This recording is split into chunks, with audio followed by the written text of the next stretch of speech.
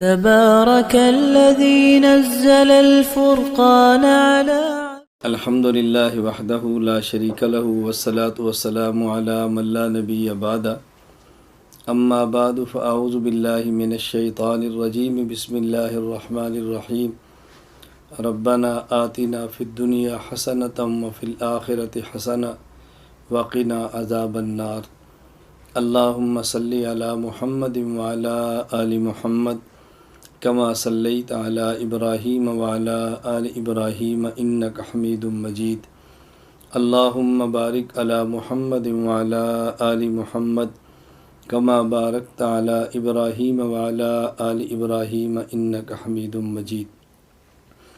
ہم اللہ رب العزت سے دعا مانگتے ہیں اللہ تعالی ہماری دنیا بھی بہتر اور اچھی بنا دے، اللہ رب العزت ہماری آخرت بھی اچھی بنا دے۔ دنیا میں بہترین زندگی گزارنے کے کچھ اصول ہوتے ہیں اور بہترین آخرت حاصل کرنے کے لیے بہترین عبادت کرنی چاہیے۔ عبادت میں 3 باتوں کا خیال کرنا چاہیے۔ نمبر 1، عبادت کس جگہ کرنی ہے، نمبر 2، عبادت کس وقت کرنی ہے، اور نمبر 3، کن سے پوچھ کر عبادت کرنی ہے۔ اس لیے کہ بسا اوقات وقت کے بدلنے سے عبادت کا اجر بدل جاتا ہے اور جگہ کے بدلنے سے عبادت کا اجر بدل جاتا ہے، تو کسی شریعت کے ماہر سے پوچھنا چاہیے کہ اس موقع پر کون سی عبادت کریں۔ میں اس مختصر سی تمہید کے بعد یہ بات عرض کرنا چاہ رہا ہوں کہ 15 شعبان کی رات، جسے عام طور پر شب برات کہا جاتا ہے، شب کا معنی ہے رات اور برات کا معنی ہے بری ہونا، یعنی شب برات ایک ایسی رات ہے 15ویں شعبان کی کہ جس میں آدمی توبہ صحیح معنوں میں کرے تو اپنے گناہوں سے پاک اور صاف ہو جاتا ہے۔ مختلف احادیث شب برات کے بارے میں آئی ہیں۔ حضور اکرم صلی اللہ علیہ وسلم کے سارے مبارک ارشادات کو جمع کریں، ساری روایات کو جمع کریں، احادیث کو جمع کریں تو اس میں 2 باتیں ہمیں سمجھ آتی ہیں۔ نمبر 1، اس رات کو قیام کرنا چاہیے، دن کا روزہ رکھنا چاہیے، اور رات کے قیام کا معنی یہ نہیں ہے کہ پوری رات قیام کریں، رات کے قیام کا معنی نہیں ہے کہ مخصوص تعداد میں رکھتے پڑھیں، قیام رات کا معنی قیام اللیل کا یہ نہیں ہے کہ ہر رکعت میں مخصوص آیات مخصوص صورتیں پڑھیں۔ اسی طرح رات کے قیام کا یہ مطلب نہیں ہے کہ رات کے قیام کو ضروری سمجھا جائے اور جو رات کا قیام نہ کرے اسے گناہ گار سمجھا جائے۔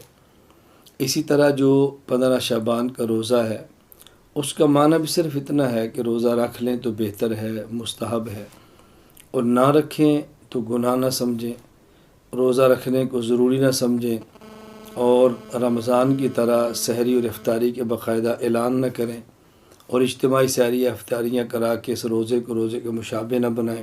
ان چیزوں کا خیال کرنا چاہیے۔ اس رات کو چونکہ آئندہ آنے والے 1 سال کے افراد کے نام لکھے جاتے ہیں، کس کس نے پیدا ہونا ہے، کس کس نے فوت ہونا ہے، کتنا کس کو رزق ملے گا، اس لیے ام المومنین امی عائشہ رضی اللہ تعالیٰ عنہ فرماتی ہیں کہ نبی کریم صلی اللہ علیہ وسلم فرمایا کہ میرا جی چاہتا ہے کہ اس دن میں جب میرا نام لکھا جائے کہ آئندہ سال میں نے کیا کرنا ہے، کہ جب میرا نام لکھا جائے کہ میری اس سال میں وفات آنی ہے، تو میں چاہتا ہوں کہ میرا نام اعمال اس حال میں لکھا جائے کہ میں روزے کی حالت میں ہوں۔ تو میں نے عرض کیا کہ 2 باتیں روایات کو جمع کرنے سے معلوم ہوتی ہیں۔ نمبر 1، رات کا قیام، نمبر 2، دن کا روزہ۔ یہ 2 بات، یہ ایک چیز تو یہ ہوگی، رات کا قیام اور دن کا روزہ۔ نمبر 2، روایات کو دیکھنے سے معلوم ہوتا ہے کہ اس رات اللہ رب العزت جہاں آسمان دنیا سے یہ اعلان فرماتے ہیں، کوئی ہے رزق مانگنے والا جس کو رزق دیا جائے، کوئی ہے مغفرت کو طلب کرنے والا جس کے گناہوں کو معاف کر دیا جائے، جہاں یہ اعلان ہوتے ہیں اس میں کوئی شک کی بات نہیں ہے، یہ اعلانات ہوتے ہیں اور ہم اس کو مانتے ہیں۔ ساتھ احادیث کو دیکھنے سے یہ بھی معلوم ہوتا ہے کہ بعض ایسے بدقسمت افراد ہیں کہ جن کی اس رات بھی مغفرت نہیں ہوتی۔ روایات کو جمع کرنے سے اور شب برات کے متعلقہ ساری احادیث کو دیکھنے سے معلوم ہوتا ہے 8 قسم کے افراد ایسے ہیں کہ جن کی اس رات میں مغفرت نہیں ہوتی۔ نمبر 1، مشرک، جو اللہ کے علاوہ کسی کو حاجت روا سمجھے، اللہ کے علاوہ کسی کو مشکل کو سا سمجھے، اللہ کے علاوہ کسی کو عالم الغیب سمجھے، اللہ کی ذات کے علاوہ کسی بت یا جانور کی پوجا کرے، یہ مشرک ہے، اس کی مغفرت نہیں ہوتی۔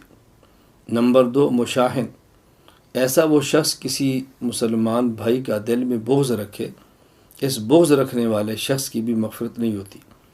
نمبر 3، مدمن خمر، ایسا وہ شخص جو شراب کا عادی ہے، اس کی مغفرت بھی نہیں ہوتی۔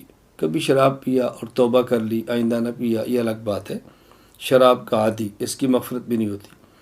بلکہ حدیث پاک میں کہ جو شخص دنیا میں شراب پیے پھر توبہ نہ کرے، اللہ اس کو جنت کی شراب سے محروم فرماتے ہیں۔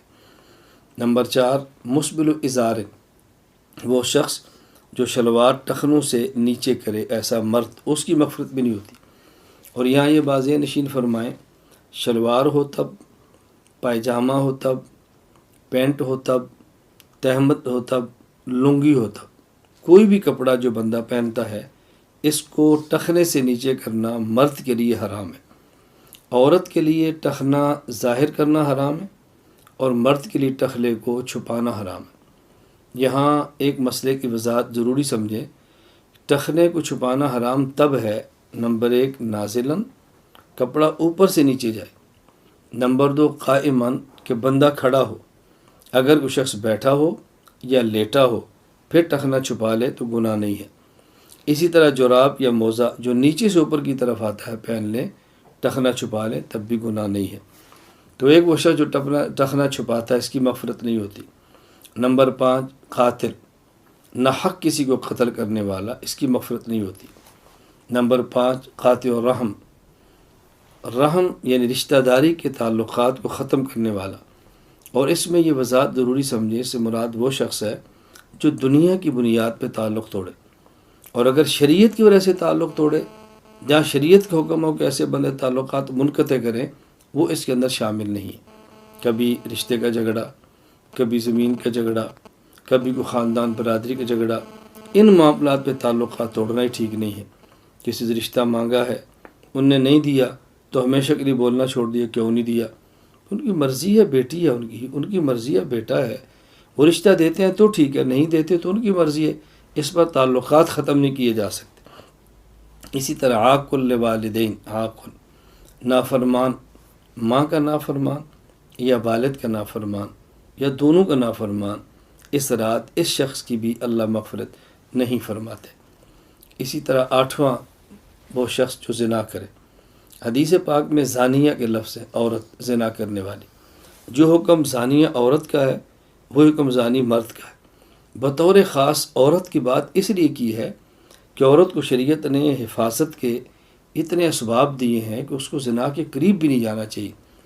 جسم چھپائے، گھر میں رہے، اس کے انتظامات، اگر بچی ہے ماں باپ کے ذمے ہے، اور شادی ہوتی ہے تو والد کے ذمے ہے، شوہر کے ذمے ہے، پھر اس کے بھائیوں کے ذمے ہے، بڑی ہو جائے تو اولاد کے ذمے ہے، اس کو قصب معاش کے لیے باہر نہیں جانا پڑتا، کمانے کے لیے باہر جانا ضروری نہیں ہے۔